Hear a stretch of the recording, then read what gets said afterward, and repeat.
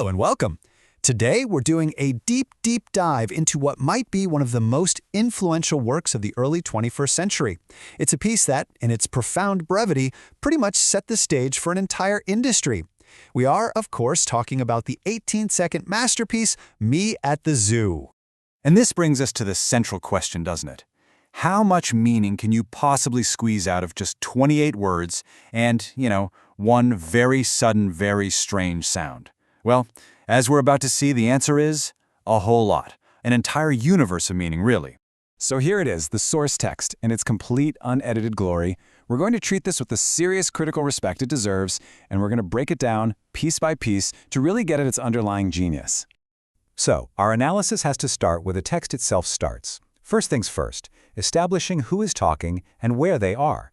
This is basically the act of building the world for us. Now, just look at that opening phrase. All right, so here we are. This isn't just a casual toss-off line. It is a very deliberate declaration. And the key word there is we. The narrator isn't just saying he's there. He's creating this shared moment, pulling all of us, his future audience, right into that spot with him. And from that shared space, he grounds us in a very specific reality. In front of the elephants.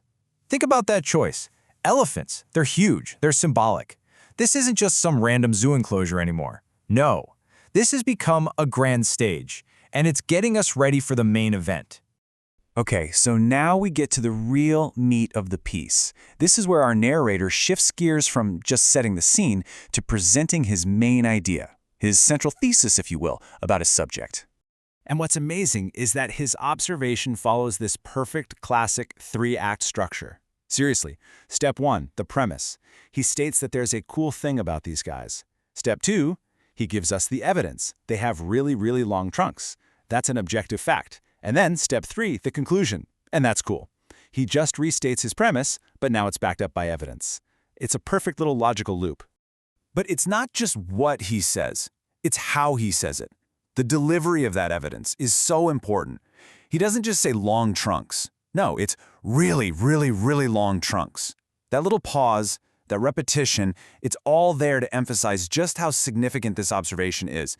The entire argument hinges on the length of those trunks. And of course, there's a formal name for this technique. It's repetition. And here, it's doing two jobs at once. First, it's driving home the incredible size of the trunks, and second, it's making the core message of this whole piece absolutely unforgettable. So, just when it feels like this neat little argument has wrapped up, the text hits us with its most dramatic, most confusing element. It's a moment that just shatters the calm, observational tone. It is the auditory climax.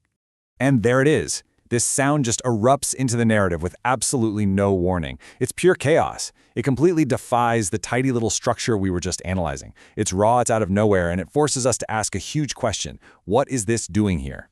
I mean, this is a genuinely fascinating question, right? Is this sound just a random bit of background noise, an environmental detail, maybe a goat wandering by, or is it something more? Could it actually be a narrative interruption? Maybe it's an external voice, from another species even, offering a totally different perspective. The text gives us no answer. It's left completely up to us to decide.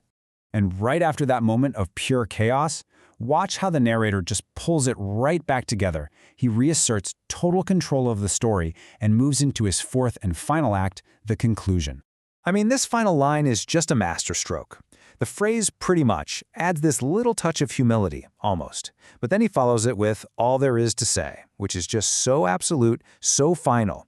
He's not just ending his thought, he's declaring that the entire topic has been covered, done. Nothing more needs to be said. So let's just quickly sum up what we found here. The text establishes a shared presence, it gives us a key piece of data, it offers a judgment on that data, and then it declares its own completion. Every single phrase is doing a specific job, creating this little work of art that's way more dense than you'd think. And that's really where we land. The work itself tells us, point blank, that this is all there is to say. But maybe the true genius here isn't in the 28 words that were spoken, but in everything that was left out. It created a blueprint for just sharing a simple, authentic moment. So it tells us what there is to say, and in doing that, it leaves us to think about the infinite meaning of everything that's left unsaid.